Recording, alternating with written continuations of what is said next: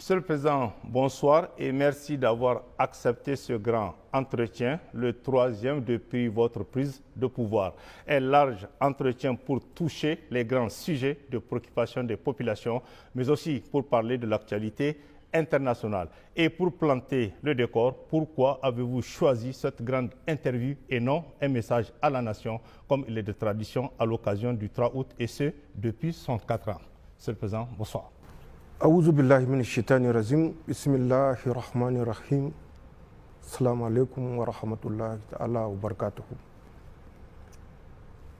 Merci d'avoir organisé cet entretien. Et permettez-moi, avant de répondre à cette question, de rendre un hommage mérité aux forces de défense et de sécurité, au peuple nigérien, au peuple de la Confédération et à l'ensemble des victimes du terrorisme, sans oublier, bien sûr, les familles qui supportent le fardeau et les blessés actuellement dans les centres hospitaliers. Allah subhanahu wa ta'ala accorde sa rahma à nos martyrs, qu'il couvre notre pays, le Niger, de sa rahma et l'ensemble des peuples de la Confédération. Effectivement, comme l'ensemble des Nigériens l'auraient constaté, le message à la nation attendu ce jour 2 août a été déjà adressé au peuple nigérien et à l'opinion internationale le 25 du mois de juillet. Donc, la journée du 3 août sera désormais consacrée journée de l'arbre et certainement les dispositions y afférentes sont prises et elles seront transmises, communiquées au moment opportun. Ce changement de cap qui est fondamental, national, si on peut l'appeler et le qualifier ainsi. Monsieur le Président, le 26 juillet dernier, le Conseil national pour la sauvegarde de la patrie CNSP, que vous avez l'honneur de présider, avec la lourde charge de présider aux destinées du Niger à 1 an au pouvoir. Quel sentiment vous anime ce jour, en cette date anniversaire? Et depuis le 26 juillet 2020 à cette date, qu'est-ce qui vous a marqué profondément dans la gestion des affaires de l'État? C'est un triple sentiment qui m'anime par rapport à cet anniversaire.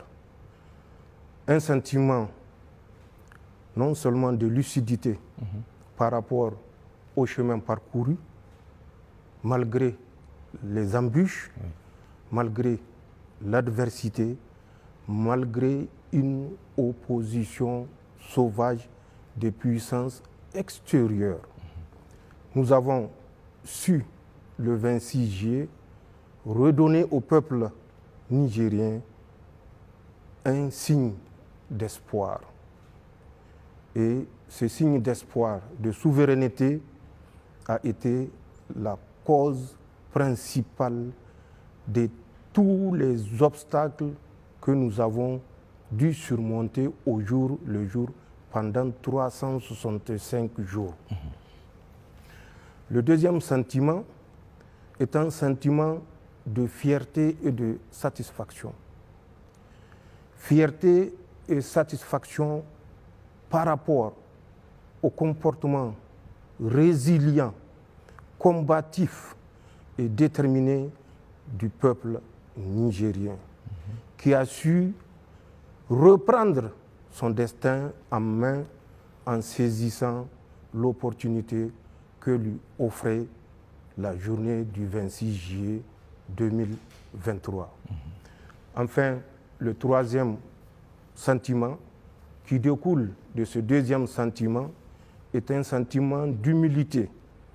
Humilité face au peuple qui est resté debout derrière le Conseil national pour la sauvegarde de la patrie et qui a su, pendant les 365 jours, sans faiblir, sans faillir, nous apporter les soutiens nécessaires, qui nous a revigourés et qui nous a encore stimulé de prendre conscience que nous avons une grande responsabilité vis-à-vis de notre peuple et vis-à-vis du peuple de la Confédération.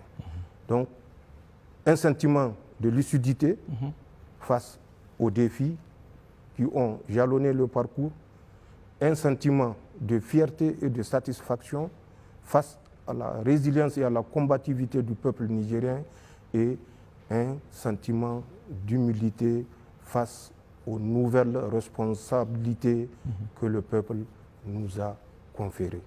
Voilà les sentiments qui m'animent par rapport à cet anniversaire. Monsieur le Président, qu'est-ce qui vous a marqué le plus pendant cette période de 1 an de 365 jours dont vous évoquez tantôt? Ce qui m'a le plus marqué, je l'ai dit, c'est la résilience du peuple nigérien. D'accord.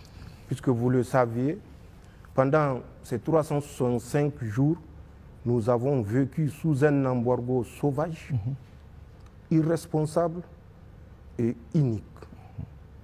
Ceci n'a pas découragé le peuple nigérien qui est resté debout et qui a suscité l'admiration au niveau même international.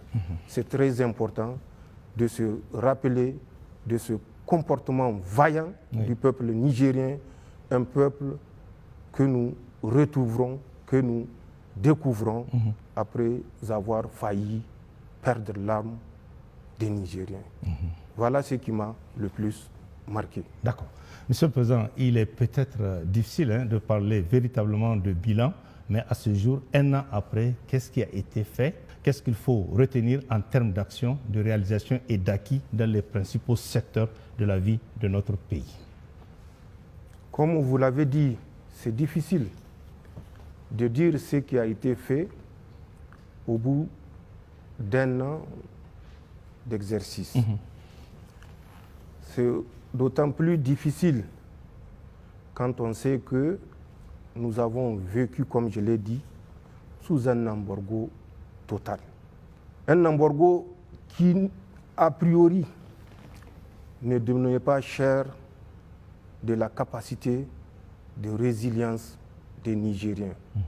Beaucoup ont prédit notre effondrement au bout de 2 semaines.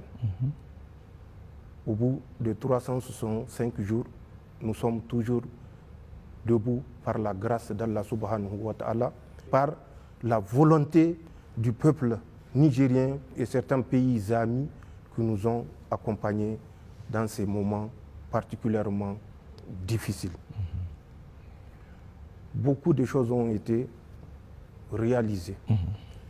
D'abord, le 26 juillet en lui-même est un jour de libération. C'est une œuvre monumentale qui a été accomplie à travers l'avènement du 26 juillet parce que nous savons dans quelles conditions nous avons trouvé les Nigériens et nous savons vers quelle destination ce régime déchu conduisait les Nigériens. Dieu merci, et Allah subhanahu wa ta'ala nous a épargné de vivre des moments sombres à travers le 26 juillet 2023. Le 26 juillet 2023 a donné et redonné la dignité au peuple nigérien. C'est comme si vous trouvez un individu attaché, enchaîné à un poteau, vous le libérez et que quelqu'un vous demande qu'est-ce que vous avez fait. C'est symbolique, mais c'était l'état dans lequel nous avons trouvé le peuple nigérien. Nous ne nous sommes pas arrêtés et sans prétention aucune à la libération du peuple nigérien. Nous avons compris le problème auquel notre pays faisait face et nous nous sommes attelés à y remédier, bien sûr, avec non seulement l'accompagnement du peuple lui-même, mais également de certains pays, frères et amis. Nous avons donné la dignité, l'espoir, la volonté de combattre, l'espoir qu'un avenir meilleur est possible, malgré l'endoctrinement des 65 ans passés. La volonté de reprendre le destin du peuple nigérien, de reprendre son destin en main. C'est cette volonté guerrière que nous avons réveillée au sein du peuple nigérien, et c'est ce réveil qui a fait que le peuple nigérien n'a pas senti la souffrance qu'on voulait lui imposer. Sur plusieurs domaines, nous avons fait beaucoup de choses. D'accord. Vous prenez le domaine sécuritaire. Nous avons trouvé une situation de chaos. Une situation de chaos qu'on ne peut comprendre que lorsque on la vit au quotidien et lorsqu'on est au Niger. Une situation sécuritaire née de la volonté de certaines puissances de continuer à nous dominer, mais malheureusement avec la complicité des Nigériens ou de certains Nigériens. Par rapport à ce désastre programmé, nous avons pris l'initiative de réorganiser rapidement un dispositif sécuritaire qui nous permettra, car nous le savons, que l'adversité qui s'est dessinée avait des sombres desseins pour notre pays.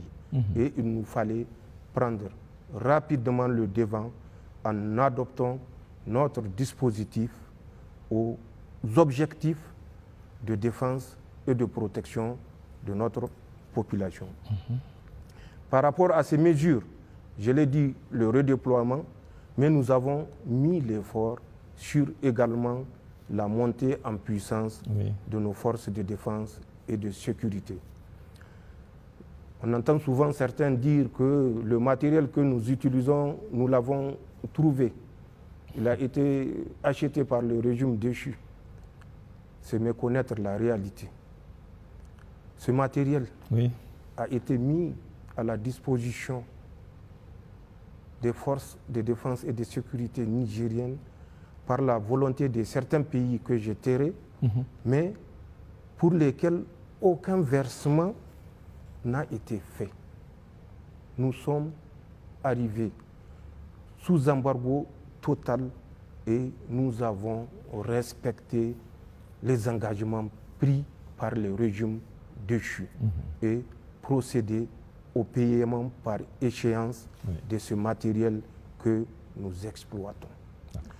Nous avons également programmé la montée en puissance en effectif de nos forces de défense et de sécurité.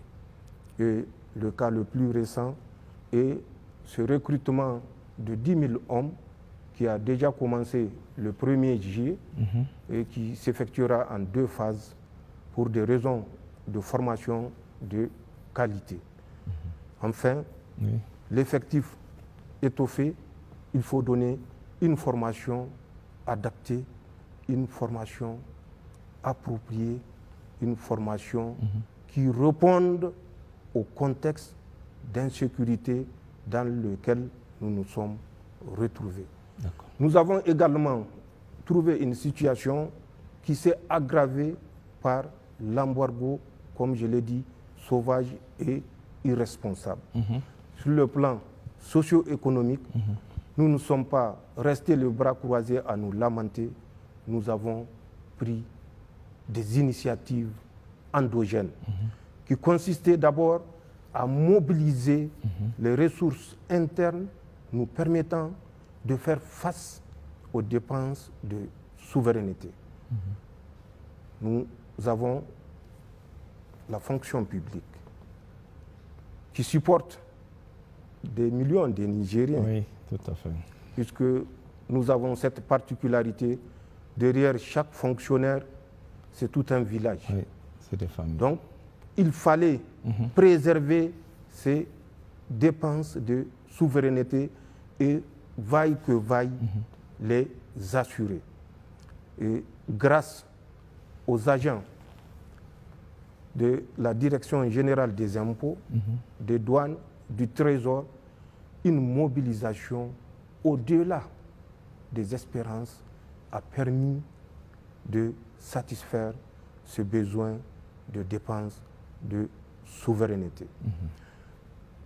Nous ne nous sommes pas contentés de payer que le salaire, nous avons fait d'autres investissements. Nous avons assuré à nos scolaires, à nos étudiants, le paiement des arriérés de leurs frais d'études ou de certaines bourses qui datent de 2 ans, 3 ans. Oui. Malgré l'embargo, nous avons su assurer cette responsabilité. Nous avons, à travers le Fonds de solidarité, qu'il est important de rappeler le rôle également qu'il a joué et qu'il continue à jouer, car c'est ce même fonds qui nous a permis, je ne l'ai pas dit, de réaliser plus de 200 véhicules au profit des forces de défense et de sécurité. La discrétion, à certains moments, et surtout face à certaines intentions que nous connaissons, nous recommande d'être réservés. C'est ça. Donc ce fonds de solidarité, en plus d'avoir accompagné l'équipement des forces de défense et de sécurité, nous a permis de lancer le programme de la grande irrigation qui permettra à court terme de satisfaire 50% des besoins alimentaires des Nigériens. En plus du fonds de solidarité, nous avons créé la commission de lutte contre la délinquance économique, financière et fiscale, la COLDEF, qui a permis à l'État de rentrer dans ses droits. Certes, pas dans tous ses droits, puisqu'il y a des auteurs qui sont en fuite. Oui, bien sûr. Mais ils reviendront et ils répondront et un seul copec ne saura disparaître. D'accord. À chacun son tour. Et comme le dit un proverbe Oui. Hausa, Karshen Tururuwa Ngurma.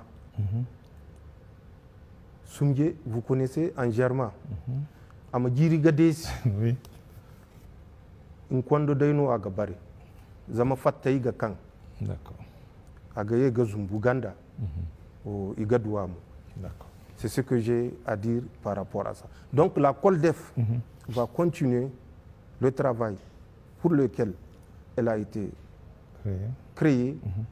Elle a été accompagnée par non seulement le peuple nigérien, mais par surtout les autorités qui ont toujours affirmé qu'elles n'interviendront jamais dans le fonctionnement de cette structure très importante pour notre pays.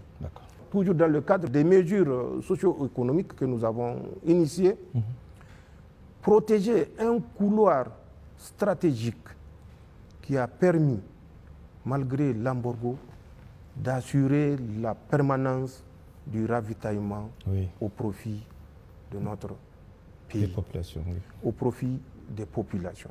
Certes, rien ne saura satisfaire l'homme, mais les forces de défense et de sécurité du Niger, du Burkina et du Togo font un excellent travail pour permettre à notre pays de ne pas souffrir les affres de la faim ni du chaos. Même si sous d'autres toits, dans certaines chaînes, on dit que c'est l'effondrement. Et l'effondrement, Inch'Allah, se produira ailleurs, mais pas au Niger.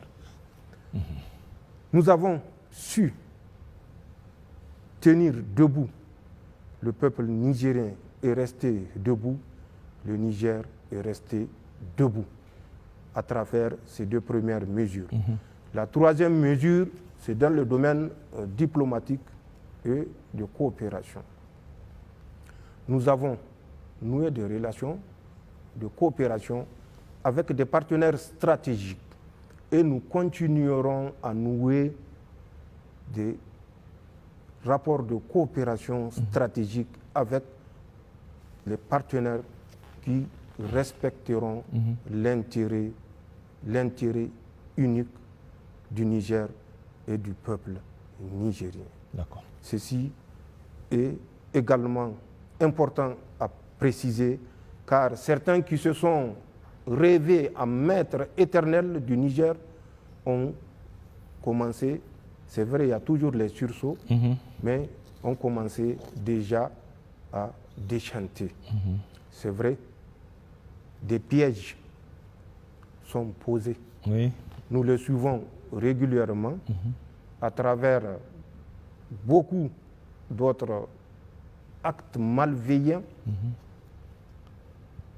bas que nous nous serons qualifiés. Alors, vous parlez un peu de ces menaces de déstabilisation et d'agression contre notre pays, Monsieur le Président? Bien sûr, il s'agit de cela. Mais nous avons une mémoire d'éléphant. Nous n'oublions pas le moindre mot. Vous vous rappelez, quand les soldats français avaient commencé à quitter notre territoire, quand l'ambassadeur français Sylvain Ité avait pensé que c'est toujours la colonisation qui continuait et qu'il pouvait défier les nouvelles autorités, et que nous l'avons mis à la porte, malgré que son mentor Macron avait chanté sous tous les toits que Ité a été accrédité au Niger auprès de Bazoum, non pas auprès de la République du Niger, mais auprès de Bazoum, et que pour eux, c'est Bazoum le président. Sylvain Ité a fini par partir. Suite à ce départ, c'est un agent de renseignement français, un ancien de la DGSE, un certain Vincent Crouzet, qui est sorti pour dire ouvertement que c'est l'occasion, après le retrait de leurs forces, après le départ de Sylvain Ité, de déstabiliser le Niger par des actions clandestines. Nous n'avons pas pris ces propos à la légère et aucune affirmation ne doit être prise à la légère. Mieux, il ne faisait que répéter ce qu'il a entendu auprès de ses maîtres, notamment le président Macron, qui déjà en août, la première quinzaine du mois d'août 2023, avait initié une large concertation pour apporter une réponse corrective appropriée au peuple nigérien et au cas du Niger. Suite à ça, il a donné des instructions à un certain Jean-Marie Bockel, qui est le conseiller Afrique, paraît-il, de Macron, de trouver des solutions et en urgence pour que le cas Niger ne fasse école. Après plusieurs mois et presque un an d'études, c'est ce qui a conduit à ce fameux commandement pour l'Afrique. C'est le résultat de leur nouvelle trouvaille pour mettre les États de l'Afrique francophone au pas. Et en tête, le Niger qui a osé demander sa souveraineté. Le commandement pour l'Afrique est une version camouflée des troupes que nous avons chassées. Parce que c'est un commandement qui se fera avec une certaine réorganisation, notamment les troupes qui sont au Tchad, particulièrement à N'Djamena, seront réduites de leur effectif pour ramener à 350, je dis bien N'Djamena, 350 hommes. Les troupes qui sont au Gabon, actuellement autour de 400, vont être ramenées à une centaine. Les troupes ivoiriennes, elles seront maintenues. Ils ont dit qu'ils ont à peu près 600 hommes. Ça, c'est leur problème. Ils vont les maintenir. Ils vont créer 2 commandements supérieurs qui seront un basé à Dakar au Sénégal et le deuxième à Libreville au Gabon. La différence pour verser la poudre aux yeux des Africains consistera dans le commandement qui sera désigné. Ça ne sera plus des chefs qui vont venir de la métropole, mais ce sont les attachés de défense qui vont assurer le commandement. D'accord. Et à travers ça, un chef d'état-major au nom d'un certain Pascal Yanni a été désigné.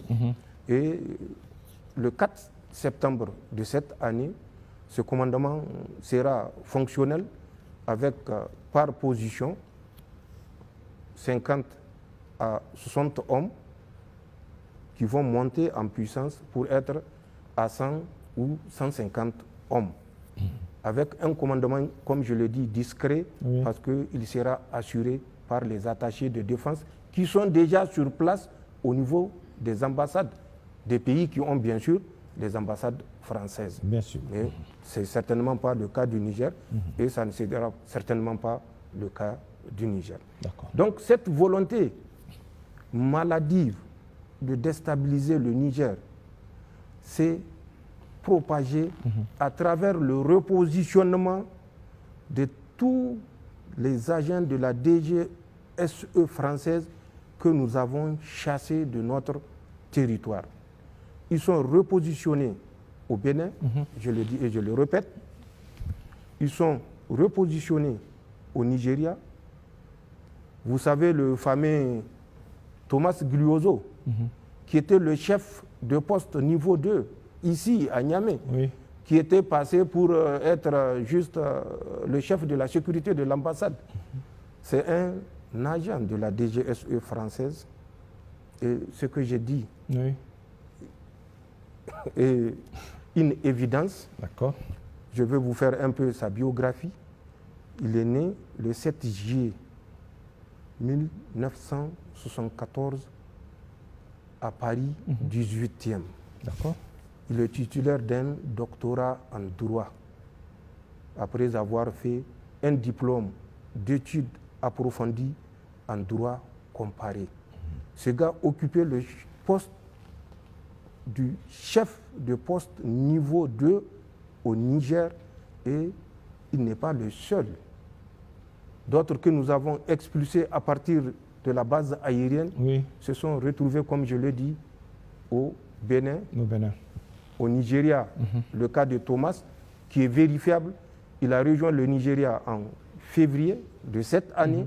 Il est présentement à Abuja avec des va-et-vient à Kaduna et Sokoto. Nous le suivons, nous le surveillons, ainsi que tous les autres fuyards qui sont tapis dans leur villa de Ministers Hills à Abuja. Nous les surveillons et qu'ils s'assurent que le dessein sombre qu'ils présagent pour le Niger retombera, Inch'Allah, sur eux. Cette volonté de déstabilisation est une certitude. Les Français, en désengageant du Niger, nous avons tout fait pour qu'ils ne sortent pas par le Bénin, parce que nous savons l'esprit mesquin, malveillant des Français. Nous avons exigé qu'ils sortent par le Tchad. D'accord. Qu'est-ce qu'ils nous ont fait? Les premiers à sortir ont pris rendez-vous avec des terroristes de Boko Haram et de SWAP, qui sont 2 factions rivales dans le lit du lac Tchad. Ça s'est passé du 25 au 26 octobre 2023. Ils ont proposé à ces terroristes de partir en guerre ouverte contre l'État nigérien, contre les nouvelles autorités nigériennes qui ont osé demander aux soldats français de quitter leur territoire. Ils ne se sont pas arrêtés là. Dieu est avec les justes. Oui. Boko Haram et ISWAP ne se sont pas entendus et Inch'Allah, ils ne s'entendront jamais. Ils ont reconduit la même manœuvre dans la nuit du 10 au 11 janvier 2024 où ils ont encore livré à travers 2 hélicoptères du matériel militaire aux terroristes de Boko Haram qui semblaient plus enclins à accepter les propositions des troupes françaises. Ça s'est passé à Kouklewa, qui est une île dans le lac Tchad, à quelques 25 km à l'est-nord-est de Bosso. Plus tard encore, le 29 janvier, ils sont revenus, cette fois-ci à Boultungour. Boultungour, c'est une île qui est à une dizaine de kilomètres au nord-est de Bosso, où ils ont livré de l'armement neuf, flambant neuf, aux terroristes de Boko Haram. Et ils ont récupéré les anciennes AK-47 dont ces terroristes étaient dotés. Ils ont pris des dispositions pour effacer les numéros, pour qu'on ne puisse pas retracer l'origine de ces armes. C'est des actes comme ça que les Français ont posés et continuent à poser. Nous savons qu'ils ont des répondants tapis dans nos villes. À Niamey, ici même à Niamey? À Niamey, comme à Agadez, comme à Maradi, comme un peu partout. Mais qu'ils sachent que nous les surveillons. Et eux et leurs répondants, qu'ils se le tiennent pour dit, une fois pour toutes, nous les suivons. Et au moment opportun, nous agirons. Nous avons compris leur piège à travers certaines organisations non gouvernementales, à travers certaines compagnies de sécurité. Nous avons mis fin. Et comme en matière de nuisance, ils sont illimités en imagination, nous serons plus illimités en imagination que pour protéger notre pays. Ce qu'ils souhaitent pour le Niger, à travers les échanges qu'ils ont, à travers les échanges, les correspondances, les appels qu'ils ont avec leurs répondants, l'intention ou les intentions qu'ils ont ne vont pas prospérer. Je veux vous dire, plus grave, la France, le 16 juin exactement, a fait circuler à travers ses services de renseignement des éléments de la DG2SE qui sont au Bénin, a fait circuler l'information comme quoi 2 Occidentaux ont été enlevés avec leur guide dans le W béninois. Mais le W béninois est entre les mains des Français. Le parc W. Mais le parc du W, il est entre les mains des Français. Les services de renseignement de la DG2SE sont à l'intérieur du parc. Nous savons les activités auxquelles ils se livrent. Et les Occidentaux qu'ils ont annoncés pour être enlevés, sont un Canadien et un Danois. Nous savons que c'est faux. D'abord, ce n'est pas le mode d'action des terroristes. Quand les terroristes prennent des otages, ils gardent tout le monde. Bien sûr. C'est à travers des négociations qu'ils libèrent ceux qui sont encombrants. Ce n'est pas ce qui s'est passé à travers cette prise d'otages.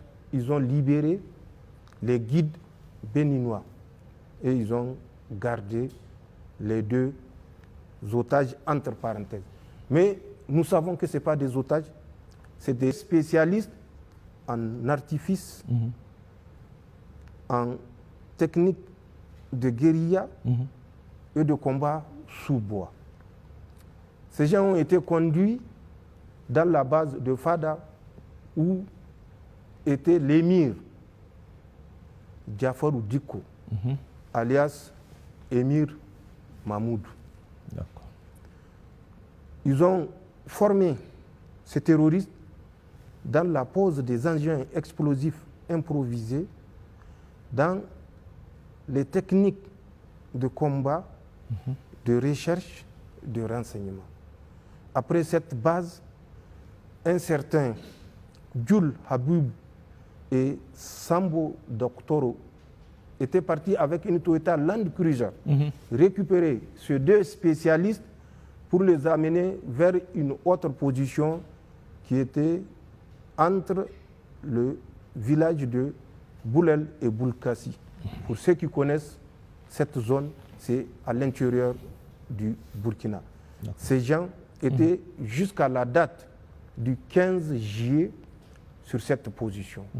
Ils continuent à entraîner les terroristes alors que les Français les ont fait passer pour être enlevés par des terroristes.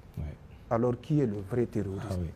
Donc, c'est pour vous donner une idée. Beaucoup d'autres actes dont nous avons des éléments. Bien sûr. Non seulement des éléments vocaux, mais des éléments écrits pour étayer ce que nous disons. La France est derrière ce terrorisme qui endeuille les familles nigériennes. C'est une parenthèse. Et au moment opportun, nous sommes prêts à porter toutes les preuves de ce que nous disons actuellement. Donc, cette volonté de déstabilisation, les Nigériens doivent le comprendre, est réelle. Il n'y a rien d'imaginaire. C'est une volonté et la France n'hésitera pas, à travers en tout cas les autorités actuelles, à passer à l'acte dès que les Nigériens auront baissé la garde. Nous ne baisserons pas la garde. Le Niger sera debout, Inch'Allah. D'accord. Monsieur le Président, indépendamment de toute cette situation que vous venez décrire sur la déstabilisation de notre pays, pouvez-vous rassurer un peu de plus les plus sceptiques que le Niger est tenu et dans la bonne voie pour recouvrer pleinement sa souveraineté? Ça ne sert à rien de chercher à rassurer un sceptique. D'accord. Rassure le compatriote qui est convaincu de ce qu'il fait, qui est convaincu de ce que vous faites, qui est convaincu de votre engagement, qui est convaincu de votre sincérité à le conduire vers la prospérité. Les sceptiques, nous n'avons pas le temps pour les sceptiques. Quand ils se rendront à l'évidence qu'il n'y a plus d'autre alternative que d'être du côté du Niger, ils reviendront d'eux-mêmes dans les rangs, si Dieu accepte de les sauver. Car ça également, c'est une rahama d'Allah subhanahu wa ta'ala. Ramener quelqu'un à comprendre qu'il s'est trompé et qu'il revienne dans les rangs. C'est ce que je peux dire par rapport aux sceptiques. D'accord. Monsieur le Président, il y a un point sur lequel on va insister un peu. Quels sont les efforts en matière de justice sociale et de lutte contre la corruption et la vie chère? Je l'ai dit, les mesures sont prises et elles continueront à être prises, notamment la vie chère. Oui, la vie chère. La vie chère a un lien, en tout cas au Niger, avec ce que je viens de dire.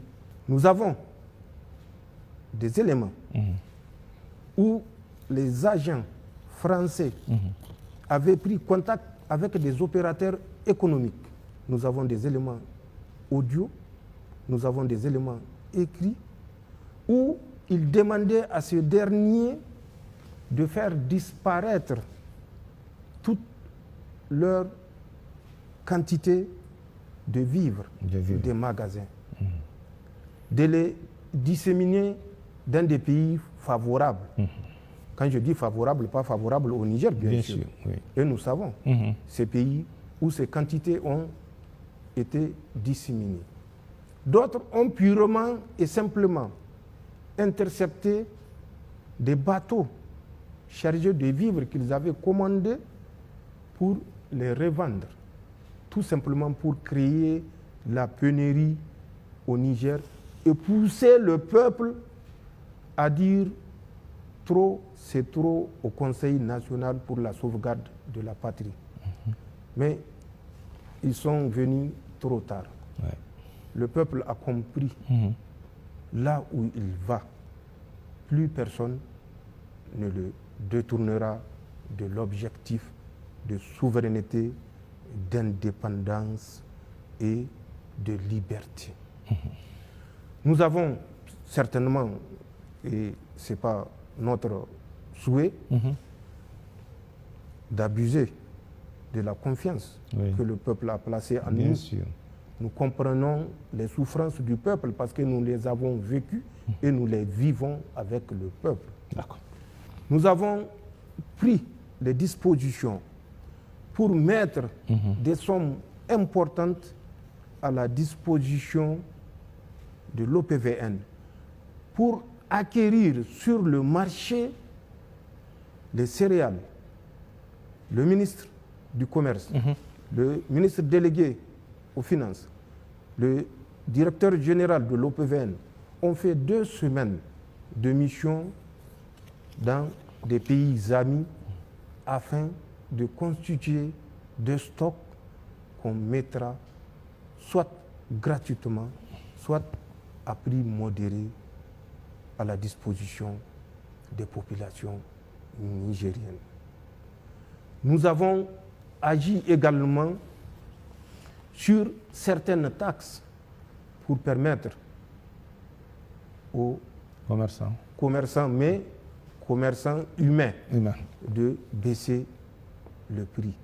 Et vous l'avez vu, certains ont accepté de nous accompagner.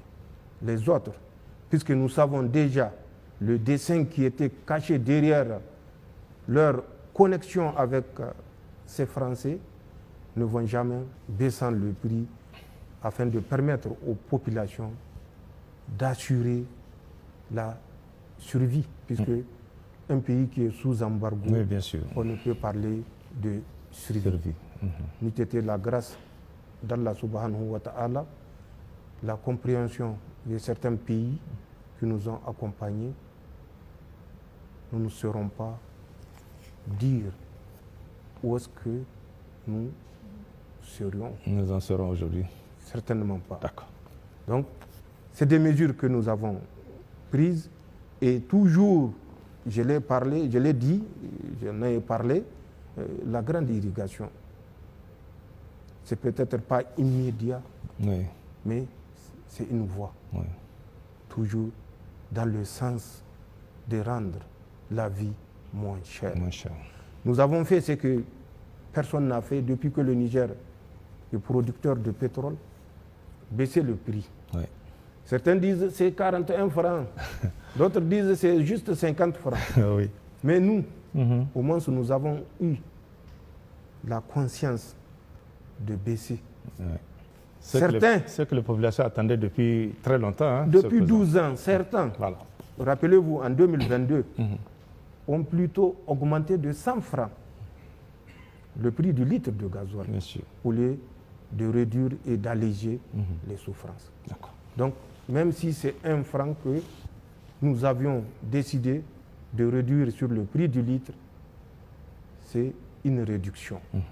Nous n'avons pas augmenté 1 franc. Nous avons déduit 1 franc.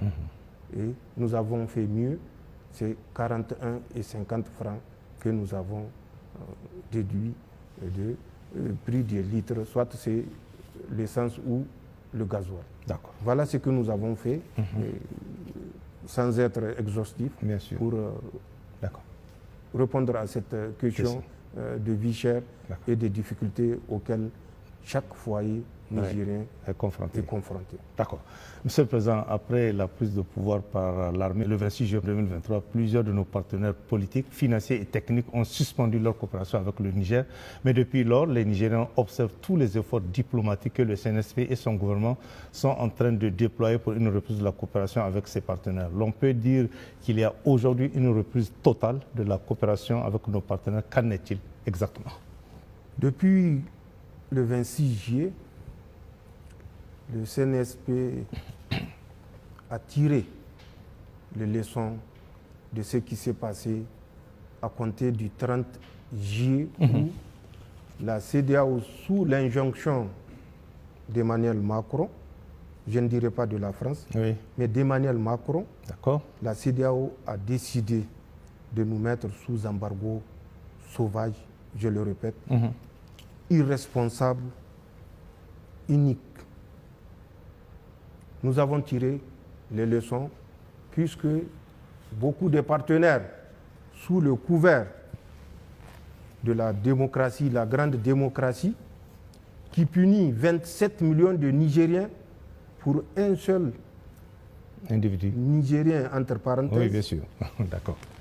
Cette communauté qui nous a abandonnés, comme l'avait dit, si bien dit, Choguel Maïga, le premier Somalien, en plein vol. D'accord.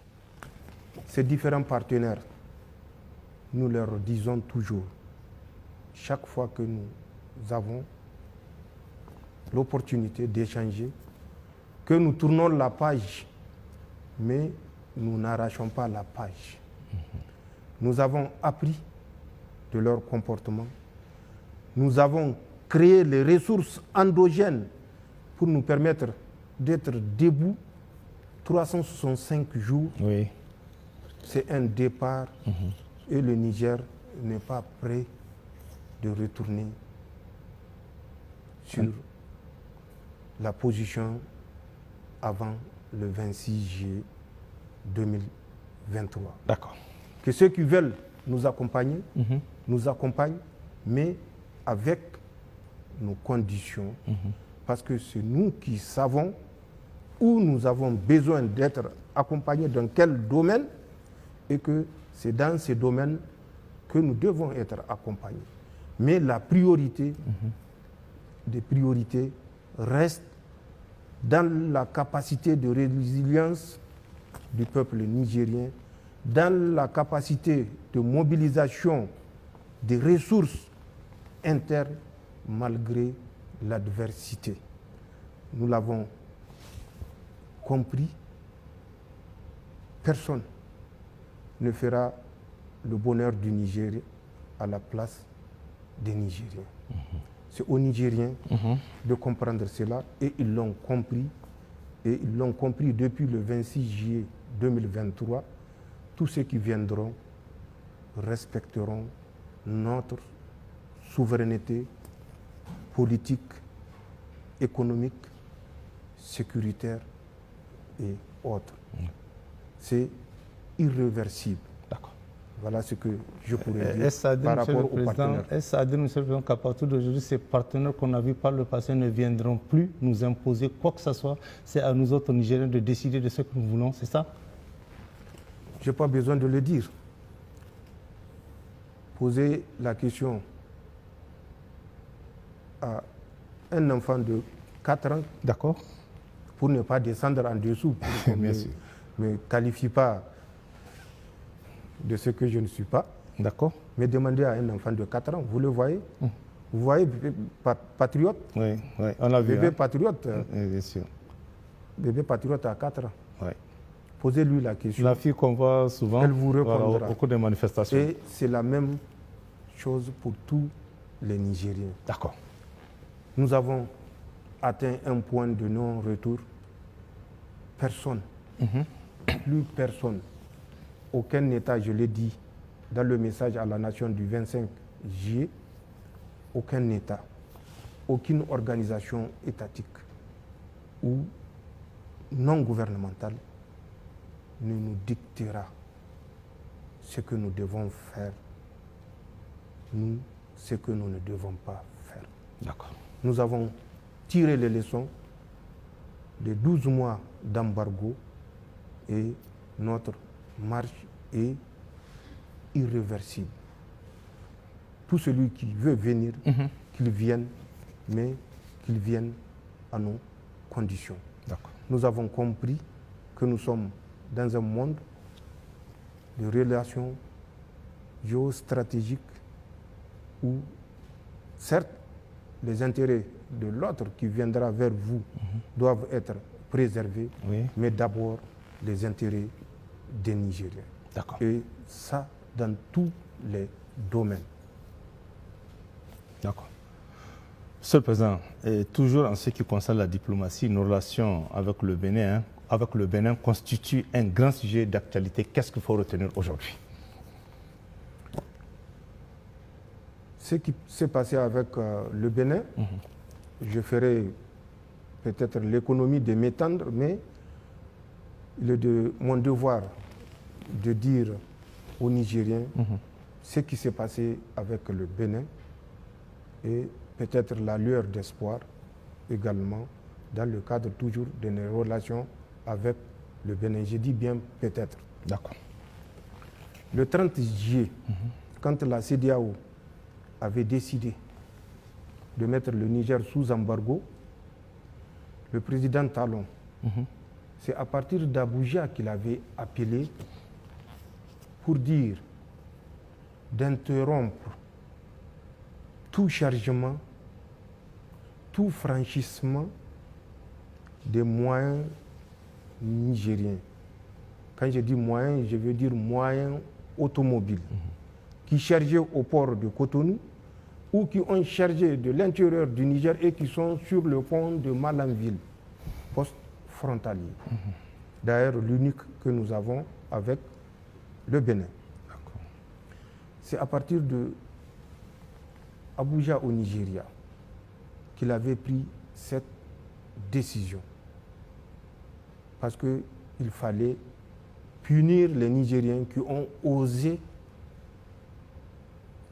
prendre leur destin en main.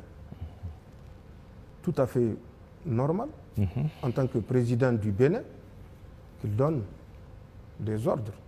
Même si nous pensons qu'il y avait une autre façon de faire qui consistait à laisser transiter ce qui est chargé au port de Cotonou. Mais c'est une décision souveraine prise par un responsable d'un État souverain.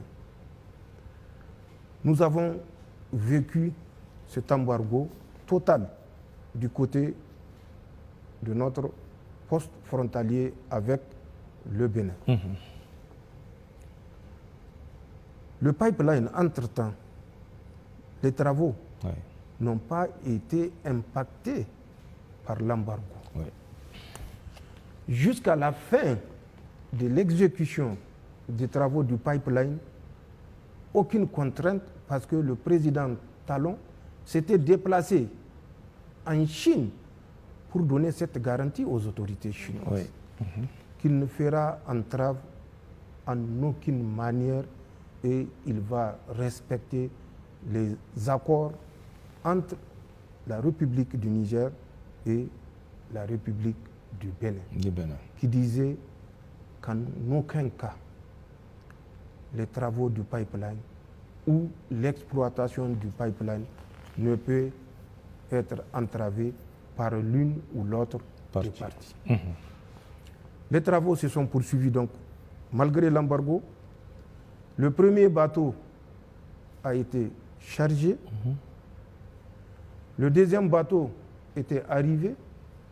Le président Talon s'est rappelé tout d'un coup que le Niger, entre-temps, la CEDEAO ayant levé l'embargo, le Niger a refusé d'ouvrir sa frontière. La frontière, oui. Quand ils ont fermé la frontière, nous avons acté. Nous ne sommes pas intervenus pour dire que le président Talon a mal agi. Quand il va de notre sécurité, sachant ce que nous savions et que nous savons toujours,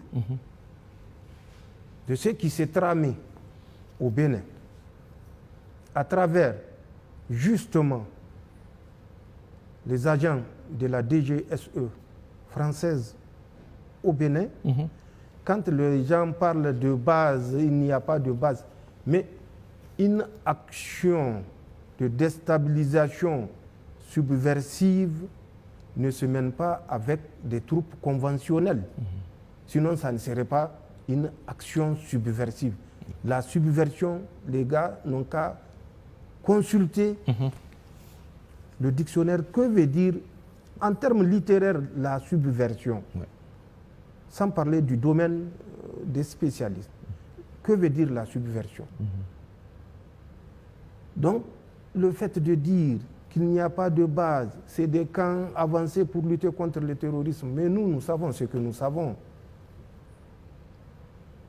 Nous savons ce qui s'est passé au Bénin. Au Bénin, automatiquement, je vous ai dit, après la décision de la CEDEAO, le président Talon a pris la mesure et la responsabilité sur lui d'appliquer à la lettre les mesures de la CEDEAO. C'est un État souverain, je l'ai dit. Il est libre de faire ce qu'il veut. Mais qu'on nous laisse également cette liberté de protéger notre pays. Nous savons déjà le 25 du mois d'août 2023, la France avait loué 3 hélicoptères Super Puma auprès d'une société qui s'appelle Elenka, d'une nationalité que je tairai. Ces Super Puma étaient déjà sur le tarmac de Kandi. Le 26, déjà, ils étaient à Kandi. C'est ça. Pour donner la correction au Niger qui a osé dire trop, c'est trop. En plus de cela, des éléments de subversion, comme ils l'ont prédit, étaient positionnés à l'aéroport international de Tourou. C'est même un aéroport international que les Français ont réhabilité expressément. Oui, toujours au Bénin? Au Bénin, à Tourou. D'accord. Tourou est à 7 km à l'ouest de Parakou. L'aéroport international de Tourou est à 6,8 km à l'ouest de Tourou. D'accord. Cet aéroport a été réactivé, rénové. Les Français avaient débarqué des agents avec du matériel à travers des vols cargo qui ont atterri. Le premier vol à 2 h du matin, le deuxième à 3 h du matin, pour débarquer du matériel.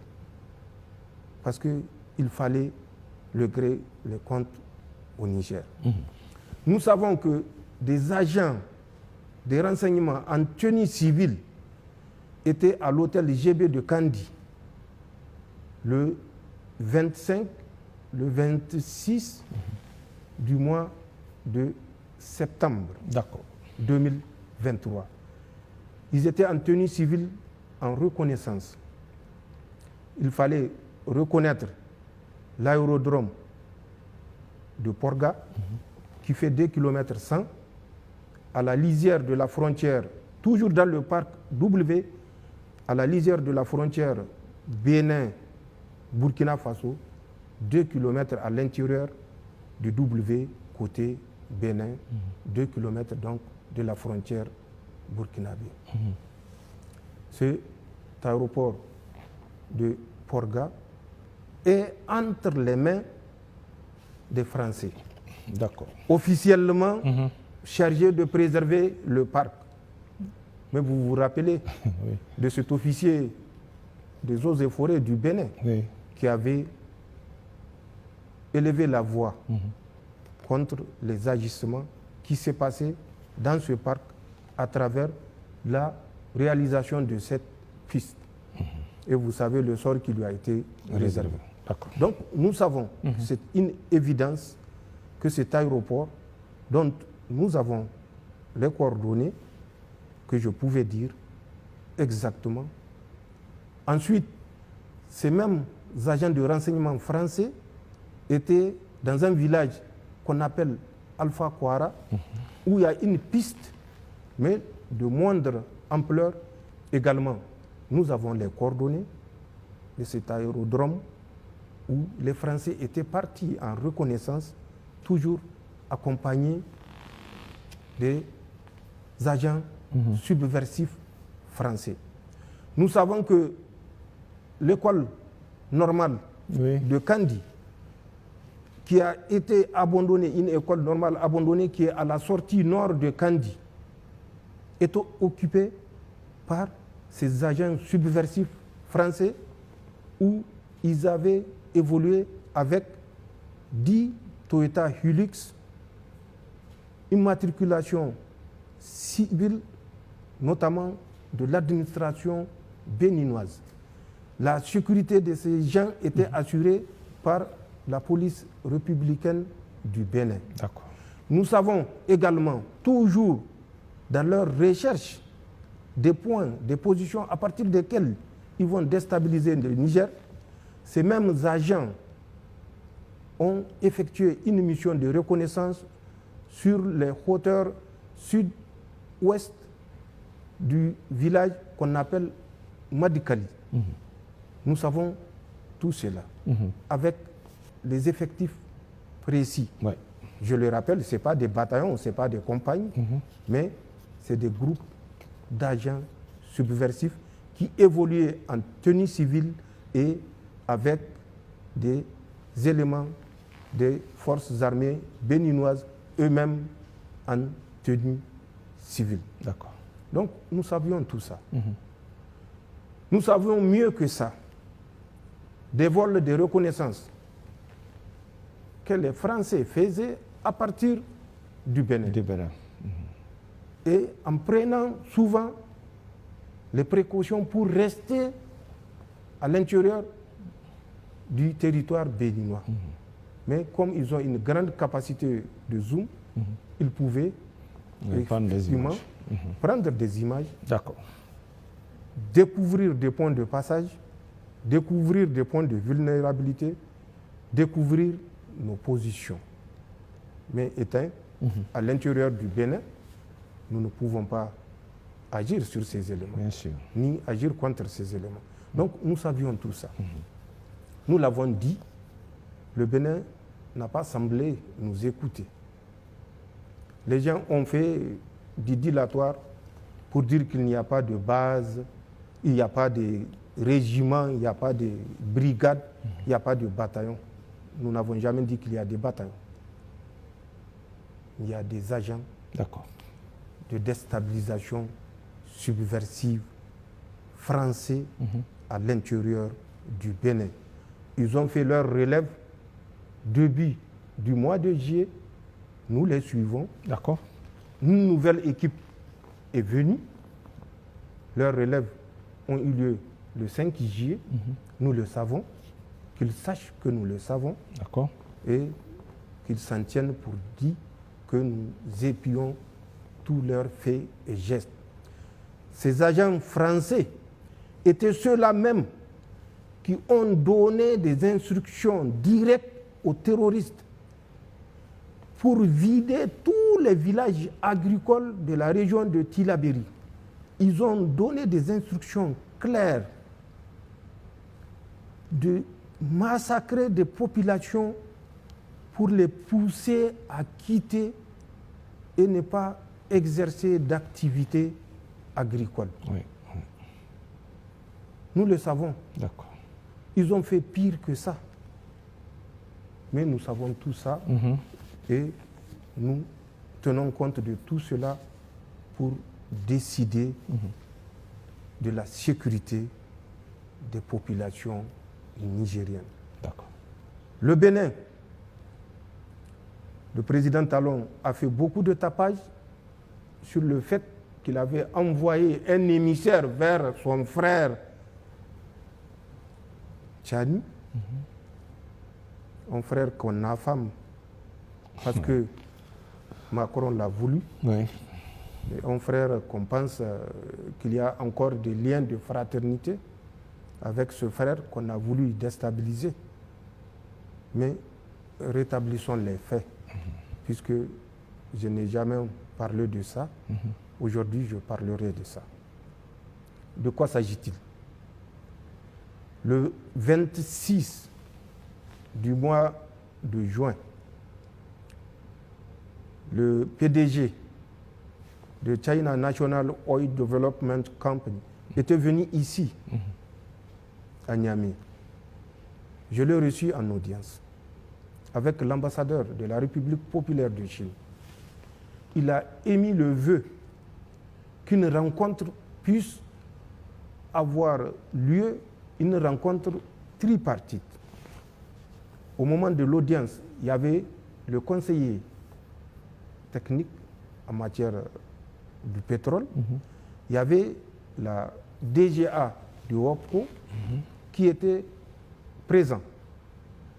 Je les avais instruits de prendre contact avec le ministre du pétrole pour trouver une date avant le 31, date à laquelle cette rencontre tripartite entre le Bénin, le Niger et WAPCO pouvait avoir lieu. C'est ce qui a été fait. Déjà, les échanges sont partis le 26, je crois, du mois de juin. Le ministre de l'eau et de l'énergie du Bénin était venu dans le cadre de cette rencontre tripartite. Il se trouvait qu'au moment où il était venu au Niger, le Premier ministre était en déplacement. Le ministre de la Défense qui assurait son intérim était en déplacement.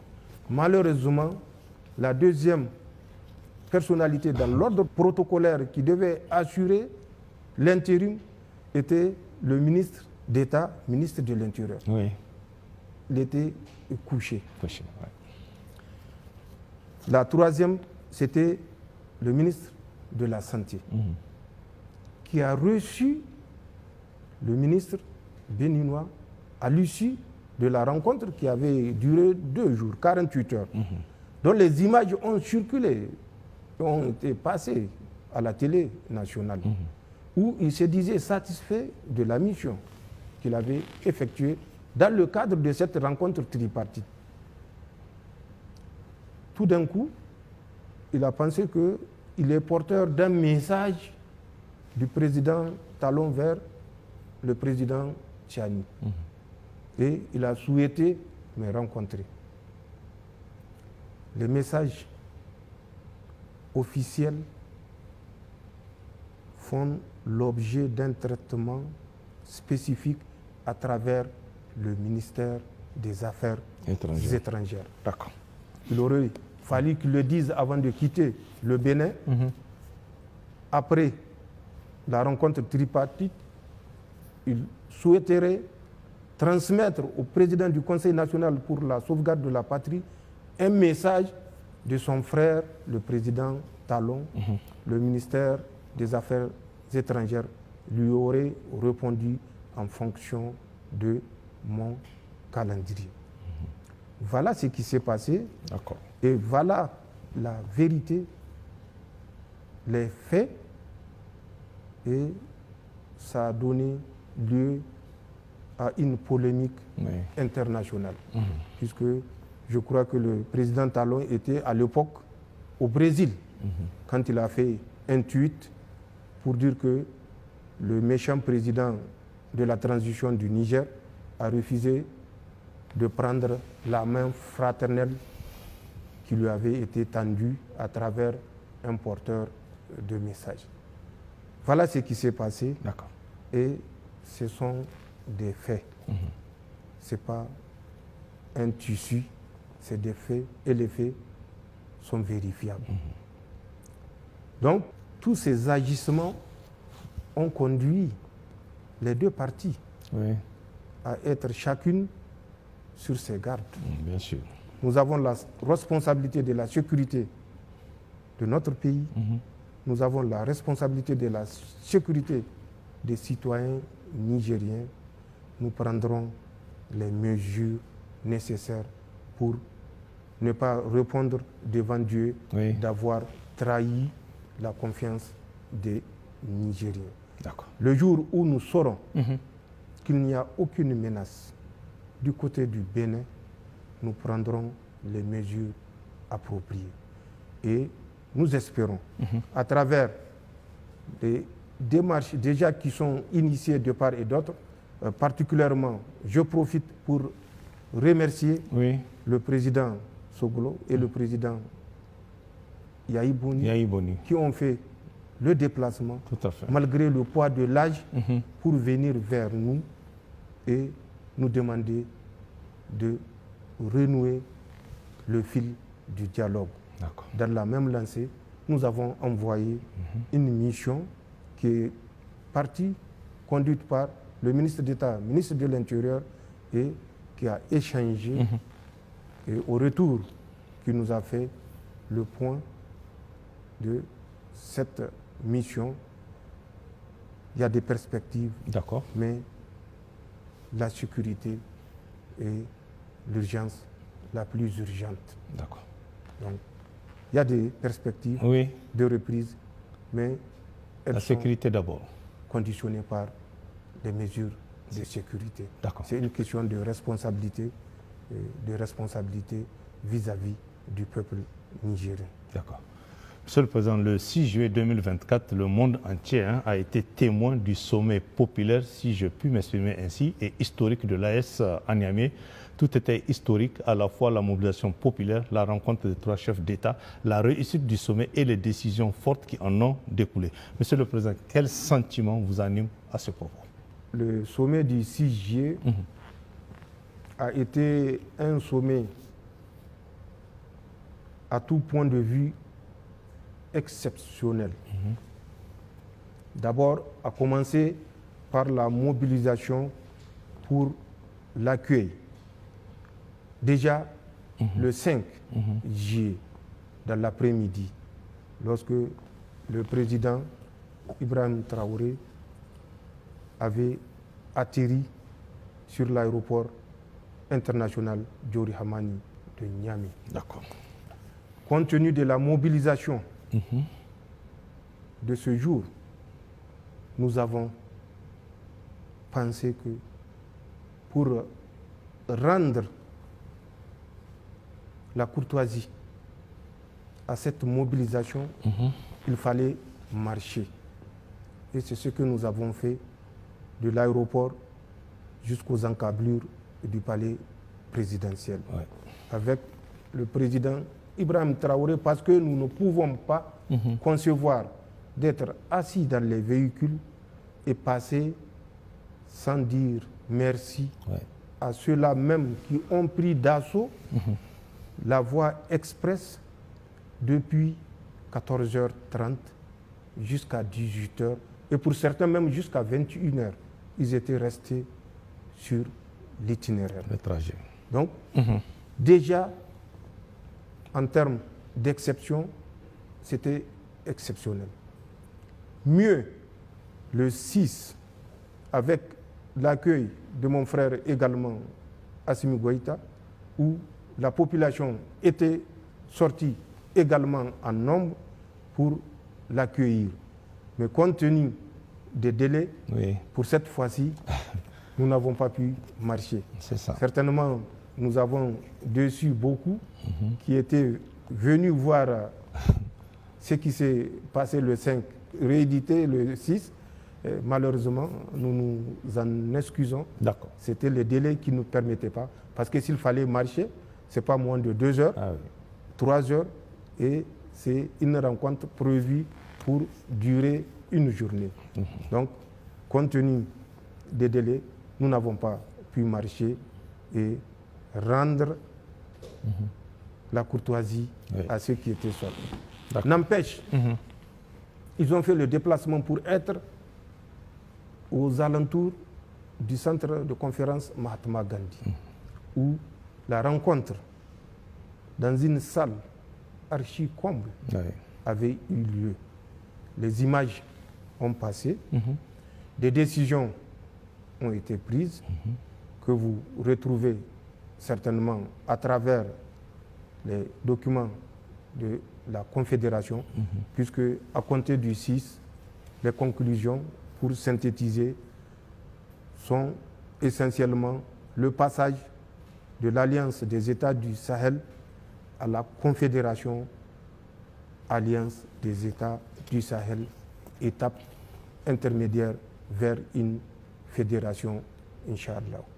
De grandes décisions ont été prises, décisions qui ont su faire la différence avec les textes de la CEDEAO qui nous ont poussés, contraints, déjà le 16 septembre, à nous retrouver au sein de l'Alliance des États du Sahel et le 28 sortir carrément de cette CEDEAO qui voulait par tous les moyens nous ramener dans les rangs de la vassalisation, dans les rangs de la colonisation. Nous nous sommes inspirés de ce qui s'est passé avec la CEDEAO pour prendre des mesures fortes avec des garde-fous qui ne permettront à personne, à aucun État, aucun individu ou groupe d'individus d'être une menace à un État souverain. Ce sont ces grandes mesures qui ont été prises où tout est basé sur le respect de la souveraineté et de l'intégrité territoriale des États. Ce sont des principes fondamentaux. La non-agression. Aucune mesure de coercition ne peut être prise contre un État. Aucune agression entre les États membres de la Confédération. Et en 4e ou 5e principe, la défense des intérêts du peuple. La défense des intérêts du peuple. C'est très important. Si la CEDEAO avait ce principe, elle n'allait pas priver d'électricité 27 millions de Nigériens, tout simplement parce qu'il fallait mettre le Niger sous cap ou sous coupe réglée. Le Niger est debout. Inch'Allah, le Niger restera debout face à toute adversité. D'accord. Monsieur le Président, par rapport à cette question de CEDEAO, on a vu quelques tentatives de certains pays pour amener les États de l'AES au sein de la CEDEAO. On peut dire aujourd'hui que ce départ de la CEDEAO des 3 États de l'AES est irréversible et définitif. Mais ça, c'est une question à laquelle je n'ai pas besoin de répondre. D'accord. On ne peut pas être à la Confédération et nous parler de la CEDEAO. Je vous ai dit, la Confédération est une étape intermédiaire. Nous allons, Inch'Allah, vers la fédération. La CEDEAO est derrière nous. Et pour ceux qui disent que les peuples de l'AES ou de la Confédération de l'AES ne pourront plus circuler dans les États de la CEDEAO, ils sont d'abord combien? Ces États de la CEDEAO? Il y avait 16. Un est parti, la Mauritanie. 3 autres sont partis, le Burkina, le Mali et le Niger. Il y a 12. Nous sommes à 194 États reconnus aux Nations Unies. À travers le monde, Comment les Nigériens se débrouillent dans le reste de ces États-là? Dans ces 182 États, est-ce que c'est la CEDEAO? C'est les règles de la CEDEAO qui s'appliquent dans les 182 États? De la même façon que nous avons des ressortissants au sein de la CEDEAO, ces pays de la CEDEAO ont des ressortissants au Niger. Que personne ne se laisse divertir.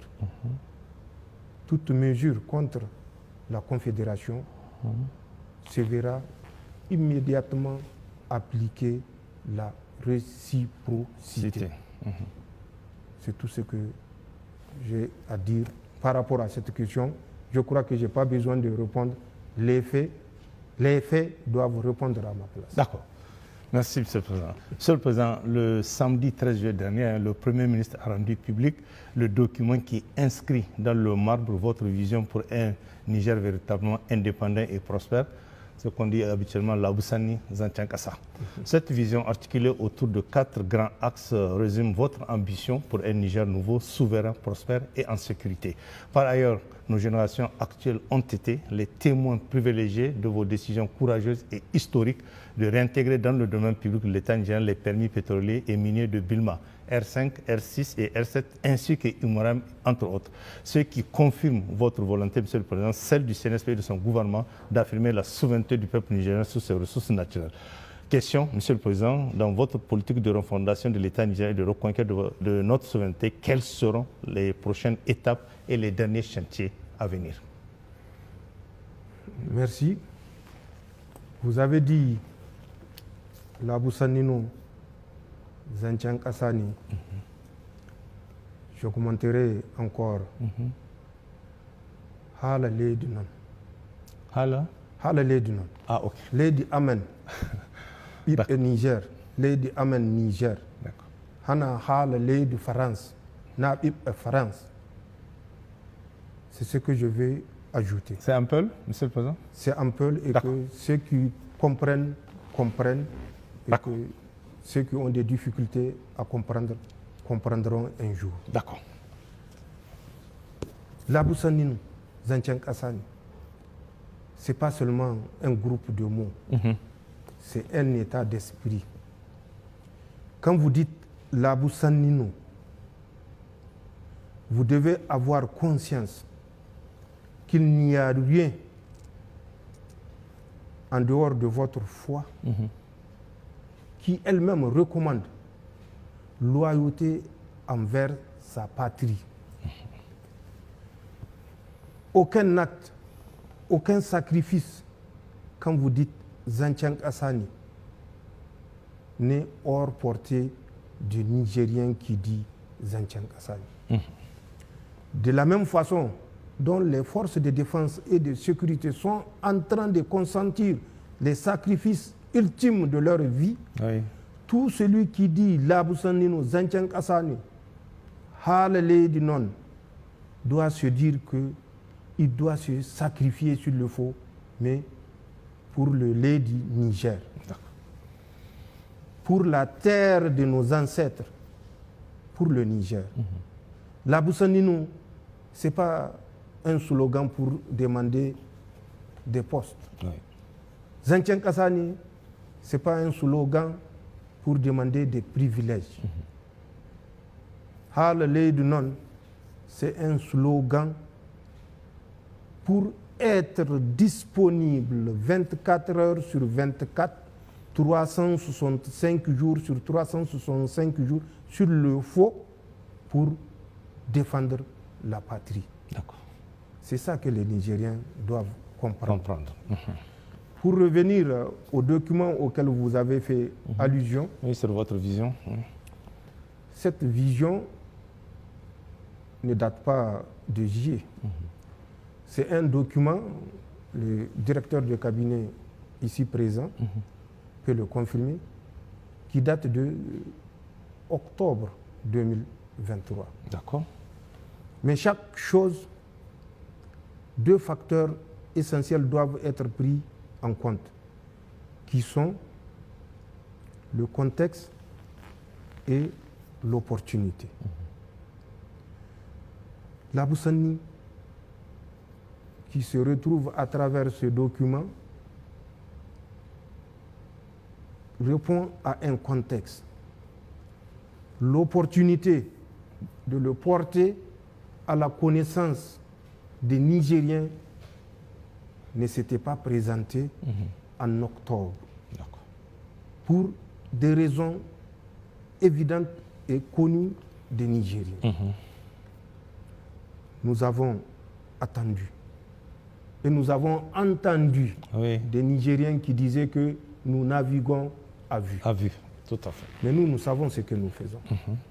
Cette vision, vous l'avez rappelé, était portée sur 4 axes. Défense, sécurité, la gouvernance, qui rend sacré la bonne gouvernance, le bien de l'État. Ensuite, la diplomatie, qui est un chapitre important. Également, nous avons la justice sociale dont vous avez parlé tout à l'heure, la justice sociale, et le développement de la productivité. Donc ce sont ces 4 axes qui sont compilés dans cette vision.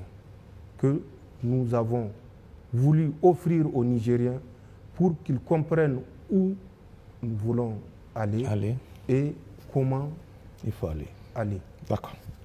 C'est des bas tactiques, comme on dit, où aller, comment aller. Oui, d'accord. Effectivement, c'est ça que le Premier ministre avait présenté le 13 du mois de juillet, puisque l'opportunité de le présenter était enfin arrivée. Tout ce que Dieu fait est bon, tout ce que Dieu fait est juste. Et le juste moment était arrivé le 13 juillet pour présenter ce document aux Nigériens qu'ils peuvent consulter et voir que, avec leur aide, le Niger restera debout, Inch'Allah. D'accord. Monsieur le Président, un dernier sujet qui revient dans les débats, c'est celui de la tenue des assises nationales. Qu'en est-il à ce jour? Parce que les Nigériens posent cette question couramment, régulièrement. Qu'en est-il à ce jour, Monsieur le Président? La réponse, vous l'avez déjà à ce que je venais de dire. D'accord. Contexte, opportunité. OK. Contexte, opportunité. D'accord. Que les Nigériens comprennent que nous sommes inscrits dans cette démarche. Les assises, ça fait près de 3 mois. Un comité ad hoc est mis en place. Un comité qui est en train de regrouper tous les travaux déjà réalisés au niveau des régions, puisque les 8 régions ont tenu des sessions de travail. Elles ont fait des propositions qu'on leur avait demandées, puisque certaines parties se sont senties à un certain moment en dehors de la marche. Nous leur avons dit d'approcher toutes les parties pour que chacun donne sa proposition, sa contribution. D'accord. Et c'est ce qui a été fait et c'est ce que le comité est en train de travailler depuis près de 3 mois. D'accord. Le moment opportun, quand l'opportunité, qui est le deuxième facteur, bien sûr, se présentera, les Nigériens seront informés et prendront part pour que, ensemble et de façon consensuelle, nous puissions sortir quelque chose qui fera du Niger ce pays qui a définitivement acquis sa souveraineté, ce pays qui se tiendra, Inch'Allah, debout face à l'adversité, ce pays qui a pris conscience et qui s'est approprié ses ressources pour que ce pays tourne le dos à l'étiquette de dernier au classement de l'indice de développement humain qu'on nous a toujours martelé et qu'on nous a convaincu en fin de compte que c'est une vérité. Alors que c'était une chimère pour mieux nous exploiter. Donc, les Nigériens vont se prononcer pour que aucun Nigérien, même élu, ne puisse abuser du pouvoir et transformer le pouvoir qui lui a été donné par le peuple, qu'il ne puisse utiliser comme il l'entend et faire du pouvoir sa propriété personnelle où il peut dire, faire ce qu'il veut. Tout sera encadré par des textes et ceux qui sont là à dire qu'ils attendent 1 an, 2 ans, que la transition parte, qu'ils reviennent reconduire les mêmes attitudes, alors ils ont du pain sur la planche parce qu'ils attendront longtemps.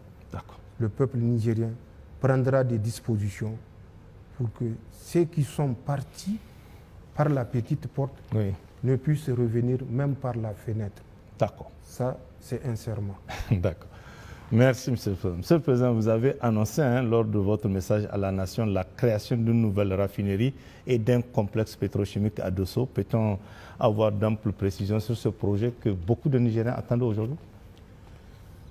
Effectivement, c'est un projet qui s'inspire de la réappropriation des ressources naturelles du Niger par les Nigériens. D'accord. Nous avons du pétrole, même si jusqu'à une certaine époque, on nous a fait comprendre que c'est de l'eau, mais nous avons découvert que c'est du pétrole. D'accord. Et malheureusement, ce pétrole, ceux qui ont passé leur temps à dire que c'est de l'eau, sont ceux-là même qui font une exploitation familiale du revenu ou des revenus du pétrole, qui ont endetté le Niger en prenant des sommes colossales pour des besoins privés personnel au détriment du peuple nigérien.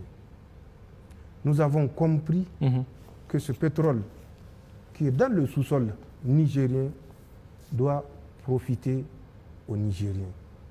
Et nous sommes résolus à exploiter de la façon la plus transparente, mais la plus profitable au peuple nigérien, ces ressources pétrolières. Pour ce faire, il va falloir mettre fin à l'exportation du pétrole brut. Nous avons un marché, nous avons une confédération qui est un marché de plus de 72 millions d'habitants avec des besoins énergétiques énormes. Nous voulons être le centre du monde à travers les échanges par voie ferroviaire, par voie aérienne, par voie routière. Nous aurons besoin de beaucoup d'unités industrielles. Il nous faut de l'énergie. Oui. Qu'est-ce que nous allons faire? Qu'est-ce que nous devons faire? Le brut, au lieu de l'exporter, nous allons le transformer sur place. D'accord. En le transformant sur place, nous allons produire tout ce dont nous avons besoin pour satisfaire les besoins de nos compatriotes et par extension des peuples de la Confédération. Cette raffinerie ne sera pas une raffinerie isolée, elle sera doublée d'un complexe pétrochimique.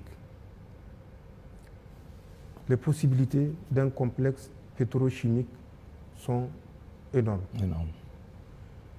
Les possibilités de transformation du pétrole en plusieurs autres dérivés, ce potentiel-là est énorme.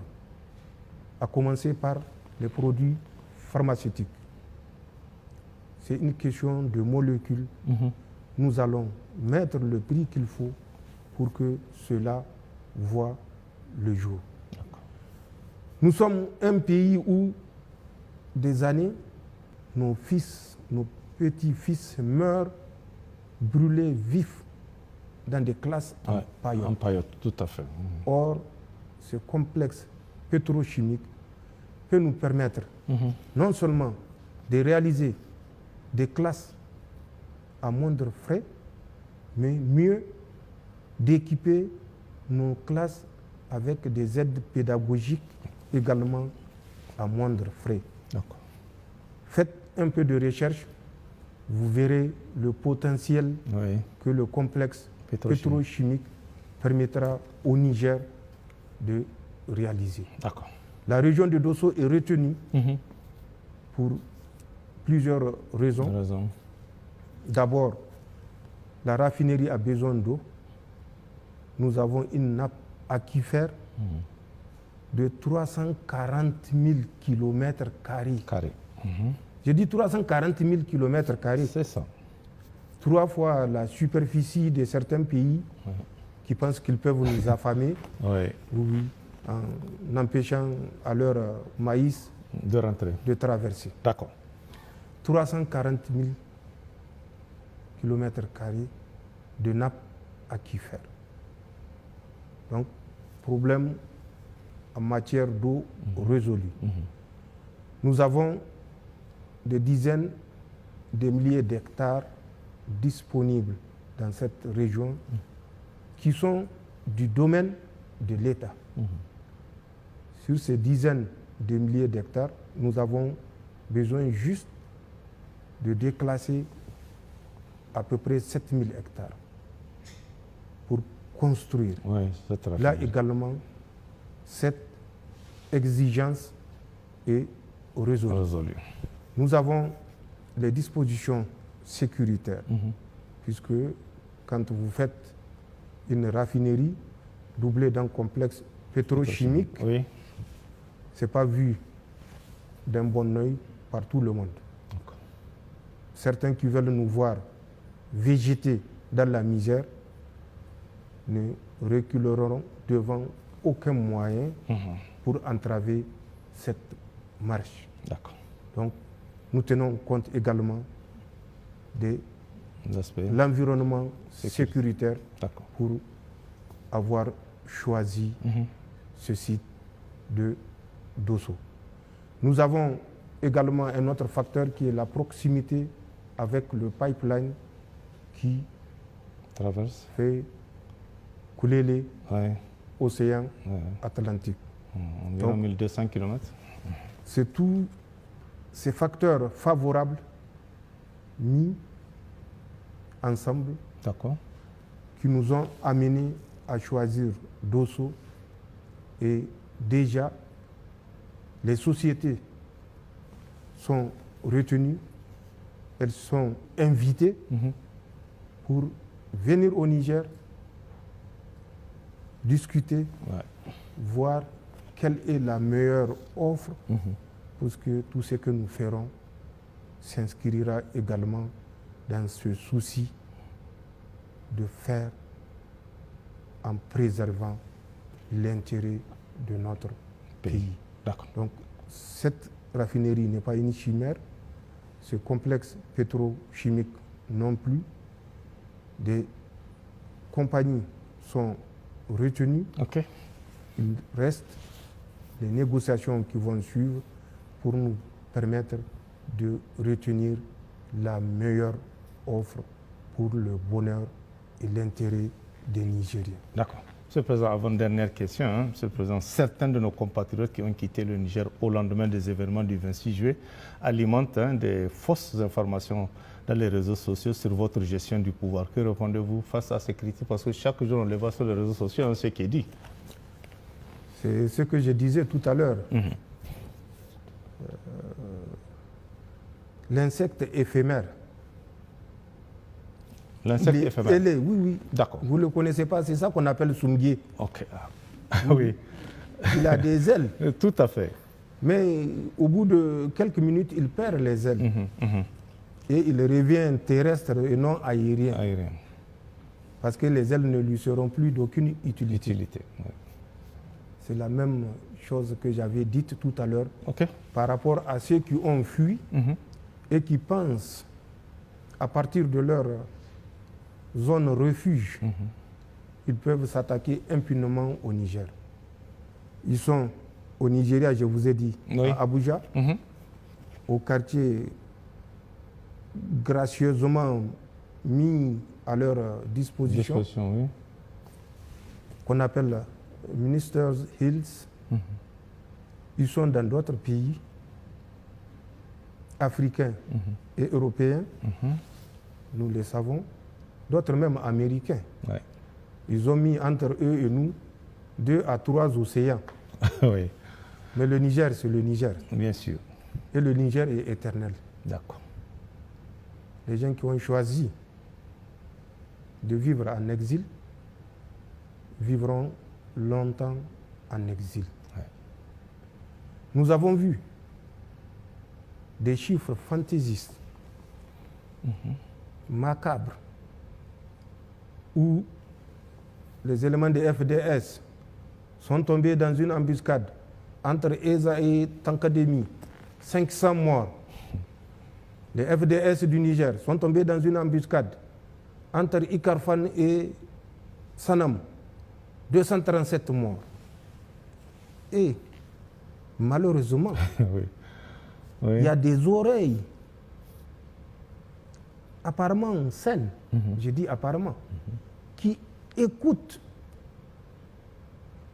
ces absurdités et qui tiennent un des comptes des organisations avec la couverture d'une certaine crédibilité. Oui. Oui. J'ai vu une communication où, depuis le 26 juillet 2023 au 26 juillet 2024, nous sommes à 1006 morts. Ah oui. J'ai dit, mais finalement, il ne reste plus rien de l'armée. Ah oui. Mais ça, c'est leur souhait. Mais Allah est avec le Niger. Bien sûr. Et rien de ce qu'ils prédisent pour le Niger ne se réalisera, Inch'Allah. D'accord. Nous les écoutons, nous notons. Et chacun répondra de ses actes, chacun répondra de ses écrits, chacun répondra de ses propos. Le Niger est éternel. Et je l'ai dit, nous prendrons les dispositions à travers les assises pour que des garde-fous, des dispositions particulières soient prévues, même dans 100 ans, en espérant Oui. qu'ils survivent 100 ans, 100 ans. ce qui n'est pas possible. Allah est grand. Mais ils ont tous au-delà de 50 ans. Pour l'instant, ceux qui ont 150 ans au Niger, je n'en connais pas. D'accord. Et certainement, Inch'Allah, ce n'est pas eux qui feront exception.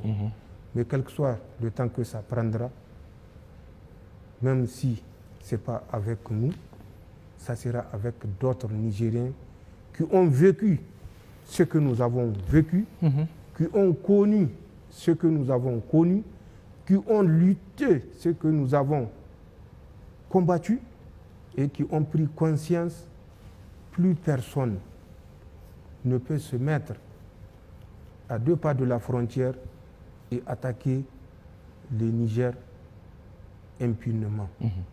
Chacun rendra compte le moment venu. Et c'est ce que je dis à ces oiseaux de mauvaise augure. D'accord. Ce qu'ils pensent, c'est sur eux que ça va retomber. Mais nous avons encore un autre adage Oui. en Hausa qui dit Barewa, Bata Tuma, Tanta Yererehe. Geri, si Sarsar, Izoma Fanak. Matukulu Kanti. Geri Ize. Nyon Halu Denwa Gagana. D'accord. Boraidin Kango Gasalan. Irgabay Mayanu. Irgabay Mayan Izenu. Et ce n'est pas une surprise D'accord. pour tous les Nigériens qui connaissent Oui. ces gens et qui connaissent leurs géniteurs. Mais, comme je le dis, chacun répondra de ses actes. Et comme le dit le Coran, aucune âme ne répondra à la place d'une autre. D'accord. C'est ce que j'ai à dire. D'accord. Monsieur le Président, pour conclure vraiment cette grande interview, quel sera votre mot de la fin? C'est d'abord le dire et le répéter, notre gratitude envers les forces de défense et de sécurité qui se sacrifient pour garder debout notre pays. D'accord. C'est un devoir de compassion envers les veuves et les orphelins, qu'ils soient des FDS ou des victimes martyrs civiles. c'est un devoir de gratitude envers le peuple nigérien qui a compris la marche et qui s'est engagé irréversiblement, résolument vers la conquête de la souveraineté, de l'indépendance et de la dignité totale du Niger. C'est un devoir de gratitude envers les pays de la Confédération et tous les pays amis qui ont également compris notre démarche. Enfin, le souhait que cette saison hivernale qui a commencé se poursuive pour que les 80% de Nigériens qui vivent de l'agriculture et de l'élevage pratiquent l'agriculture ou l'élevage pour assurer leur survie et, au-delà de la survie, leur prospérité, bien sûr avec l'État qui sera toujours garant du contexte et de l'environnement sécuritaire leur permettant d'exercer cette activité.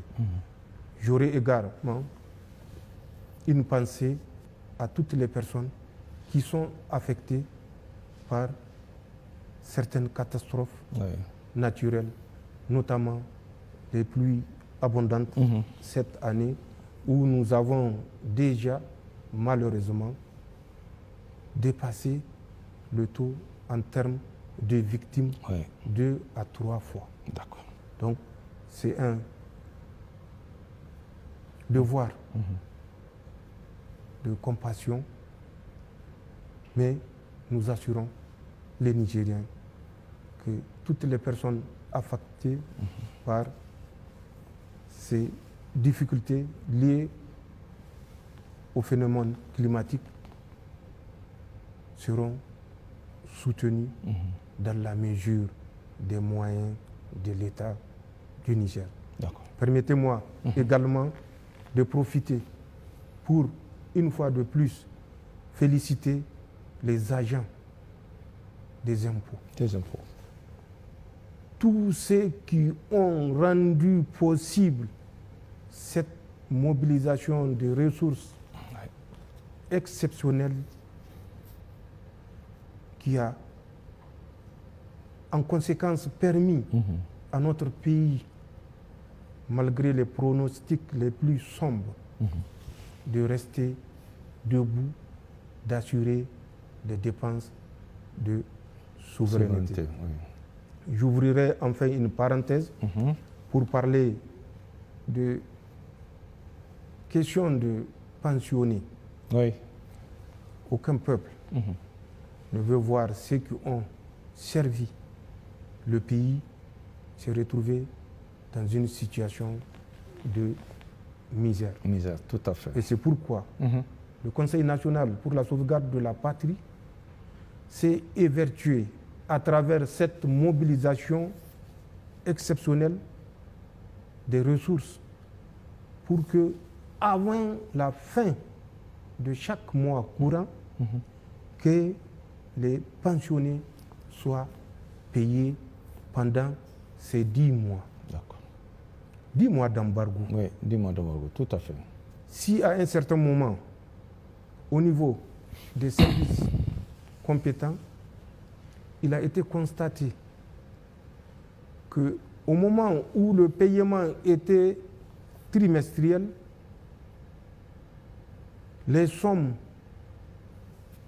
dues étaient à peu près le tiers des sommes trimestrielles actuellement.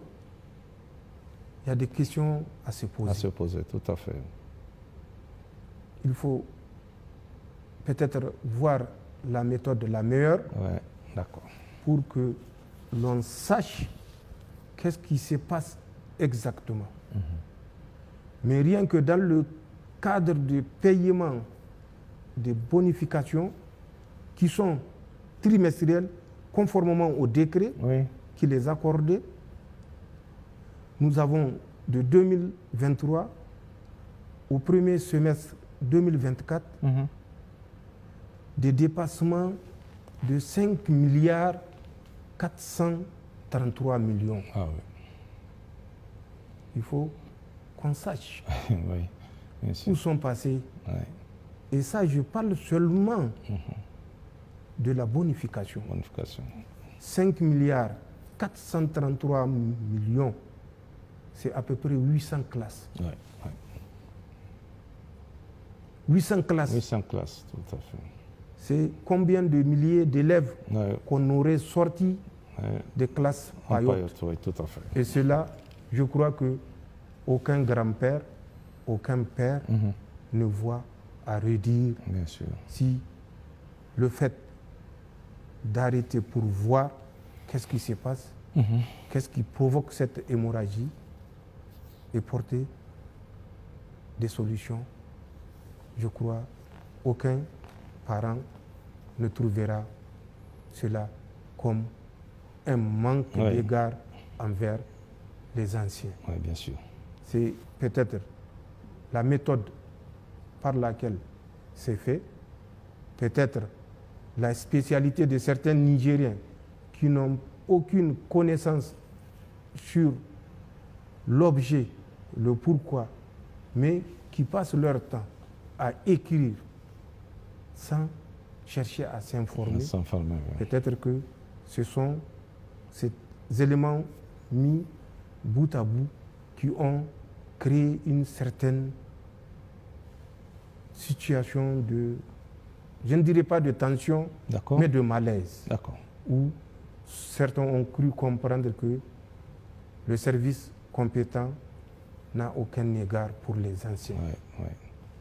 Ce service qui est disposé à se déplacer, même pour aller payer les pensionnés qui sont immobilisés du fait de l'âge ou du fait de la maladie, ce service-là est quand même un service qui a fait preuve de dispositions appréciables. Il faut comprendre le problème souvent pour éviter de polémiquer et de créer des frustrations qui ne devaient pas être. Voilà ce que je veux dire aux Nigériens. Et je leur rappelle que la route est longue, les embûches, ça ne manquera pas, mais notre détermination fera la différence, tous ensemble. Bonne chance et que Allah subhanahu wa ta'ala continue à couvrir le Niger et le peuple nigérien, l'AES et tous les pays amis de sa rahma. Je vous remercie.